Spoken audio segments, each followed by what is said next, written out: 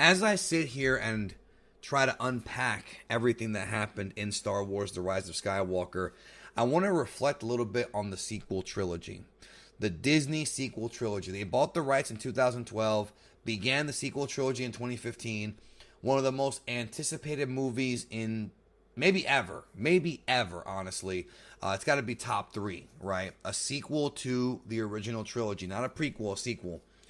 And now looking back on the sequel trilogy, dude, here's the line of the video. The sequel trilogy is like having a threesome with 2 ugly women. Like, you can go around saying you had the threesome and you can get some daps for it, but you really didn't have that great of a time. And it started off like a good idea, and then it wound up not ending so well for you. That's essentially what it was. Force Awakens was, to many people, a remake of A New Hope. Sure, it copied a lot of ideas from A New Hope and formulas from A New Hope, but it opened up the world and opened up the possibilities for future stories and what they could do. Then Last Jedi took that and went in a completely different direction. And I made a video. I remember making a video before Rise of Skywalker came out months ago, talking about how no matter what happens, this trilogy is a disaster. Because the 2 guys in charge of creative, which were the main 2 guys, which were J.J. Abrams and Rian Johnson, along with Kathy Kennedy, have completely different visions of what they want Star Wars to be. Rian Johnson wants to challenge the fans. That's his kind of thing. He wants to make you think more and wants to kind of open up things, and he wants to deconstruct characters that he should not be deconstructing. He wants to just do more thought-provoking stuff. That's what I think he was going for. J.J. Abrams wants to give you a fun adventure. And the problem is that I feel like the original Star Wars trilogy, the original 3 films, Star Wars or A New Hope, The Empire Strikes Back, and Return of the Jedi, I feel like those films balance those things better than these films do. Because I feel like with the original trilogy, you have your humor, you have your comedy, you have your good time, and it all kind of flows real nice. Your love story. The original trilogy is a legit bona fide classic. I mean, you can't touch it. And with this trilogy, because of the creative differences between the 2, you have what essentially is kind of a mess. I mean, you could actually watch Force Awakens, Last Jedi, and Rise of Skywalker and tell that they all feel different and they feel a bit off. Now, the original trilogy and the prequels also had this situation where the movies felt different. But the original films, the first 3, had this weird sort of synergy where you could tell that things were popping. They were creative people at work here. Lucas was young. Irving Kershner, Lawrence Kasdan, of course, who came back to write for Force Awakens and Solo. You've got, in the prequels, again, they felt like they had a synergy to them. They had a similar look to them. The more CGI, more kind of spectacle, right, with lightsaber duels. With these sequel trilogy, these movies, it has an identity crisis. It doesn't know what it wants to be or what it wants to do. And as I'm sitting in that movie theater, right, I'm just looking at this film and I'm like, okay, there's stuff in this movie that I'm popping for. There are holocrons. Rey goes through the Jedi text. We find out that Luke had more adventures. Like, it was like they were missing something. Like, there was more to it. There was a story that hadn't been told yet. And I hope they don't go back and try to make in-between films, even though they might. But we never really got to see Luke Skywalker at his absolute peak. And that kind of sucks. That's what people wanted to see, and that sucks. We never got to see Han, Luke, and Leia reunited. We didn't get one big adventure with the old cast. We didn't even get, like, the story of, like, Luke and Rey training and then going off on an adventure together, which I thought they were going to do, like have Luke and Rey kind of be the centerpiece of the second movie. No, we didn't get that either. Rian Johnson went in a different direction. And again, expectations are a dangerous thing. But I think that the creative team behind the sequel trilogy did not understand that a lot of the fans wanted to see that. Now, again, they introduced some new characters, and some of them had interesting backstories and concepts. You had a stormtrooper that went good. You had the scavenger. Of course, you had Poe Dameron, who was basically like he's basically like the Han Solo, except he's more subservient. He's already working for the Resistance. You had, Leia in a good role. You had Luke in a role that could have been better, but it wasn't. Han Solo kind of stole the show in the first movie, Harrison Ford. Force Awakens set things up pretty good. Rian Johnson kind of, to be honest with you, whether or not you like Last Jedi as a film, okay, as a film, I feel like the film wasted our time as far as it being part of this trilogy. Because we were kind of back to square one by the end of it. You know, the only difference is that Kylo Ren had become the supreme leader and Luke and Snoke were dead.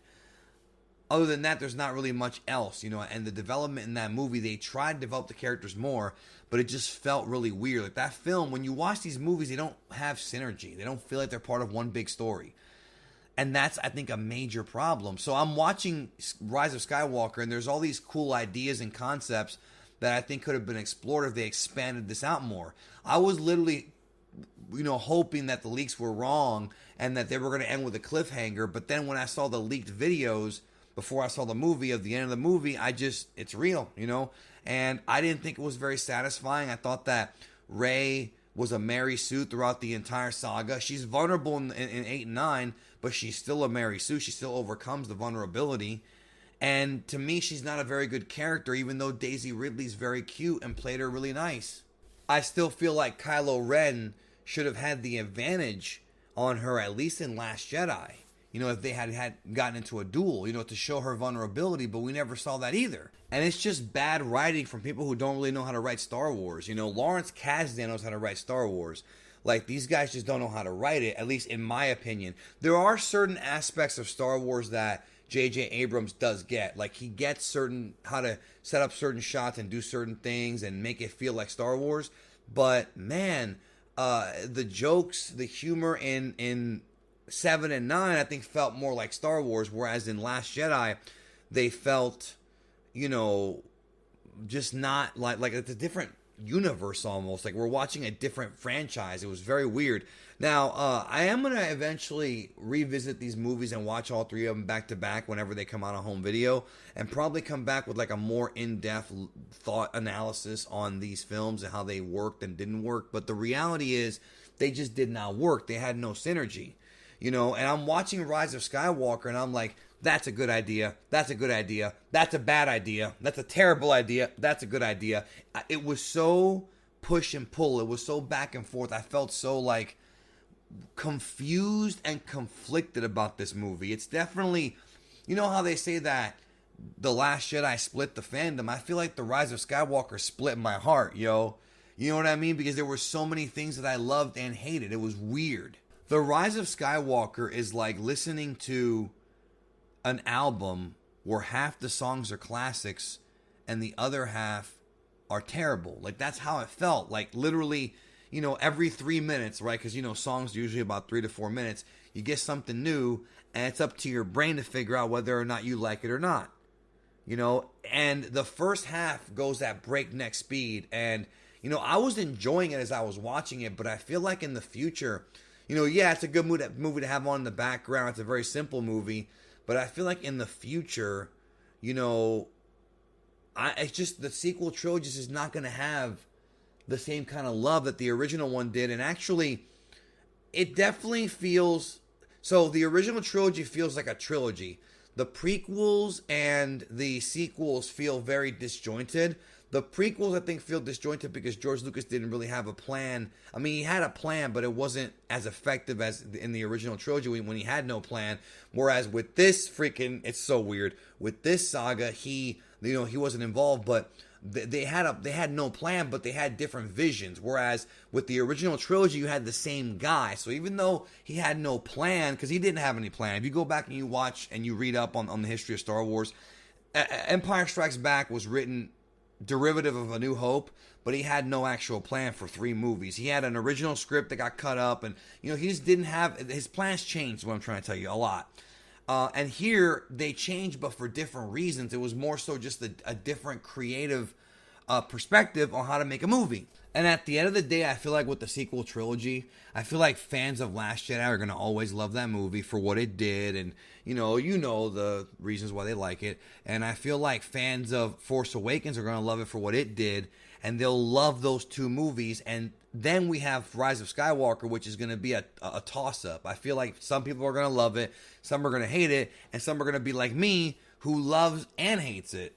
It's crazy. There are things about that movie that I loved and hated. It's nuts. It's like literally a zigzag. Like, you know how it's a zigzag, up and down, up and down, up and down. Like when you're doing like a lie detector test and you see that little needle go up and down. That was the movie. It was very push-pull. It was very like, I don't know what the hell's going on. I like that. I don't like that. You know, so much to unpack here. It's the last movie. So I feel like in the years in the future, I feel like we're going to look back at this and be like, man, you know, the sequel trilogy had a lot of cool ideas, but what could have been? And boy, did they steal a lot of these ideas from the EU. They decanonized the EU, but they pick and choose what they want from it. You know what? That's fine. I can't blame them for that. I just feel like I wish they had a better vision. And I hope that in the future of Star Wars, this is not the last Star Wars movie. In fact, I'm telling you right now, it ain't even the last we've seen of Rey, bro. I'm telling you that right now. You remember this review or this video. Remember this video. We have not seen the last of Rey. But, yeah, I feel like we're going to look back and be like, man, what could have been? You know, what could this have been before Carrie Fisher died? What could this have been, you know, before Rian Johnson did Last Jedi? What could have been? It's kind of sad. Anyways, thanks again for listening, and I love you guys, and I'll talk to you soon.